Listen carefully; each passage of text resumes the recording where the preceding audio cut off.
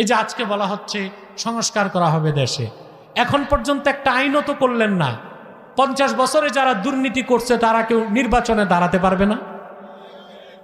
একটা আইন করেন, যারা দুর্নীতি করছে 50 বছরে তারা নির্বাচনে দাঁড়াতে পারবে না। তাহলে এখন যারা আবার আসবে ক্ষমতায় তারা কি আর দুর্নীতি করবে? 15 বছরে যে পরিমাণ টাকা চুরি হয়েছে, প্রত্যেকজন মানুষের মাথা পিছু ঋণ হচ্ছে 1,07,000 টাকা। কত? তার আপনার আমার মাথা পিছু ঋণ কত? আমেরিকার পররাষ্ট্রমন্ত্রী হেনরি কিসিঞ্জার দেশ স্বাধীনের পর বলেছিল বাংলাদেশকে তলাবিহীন ঝুড়ি, আর 2024-এ এসে আমরা পাইছি ঝুড়িবিহীন তলা।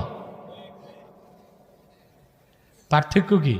আগে ঝুড়ি ছিল, তলা ছিল না, এখন তলা আছে, ঝুড়ি নাই।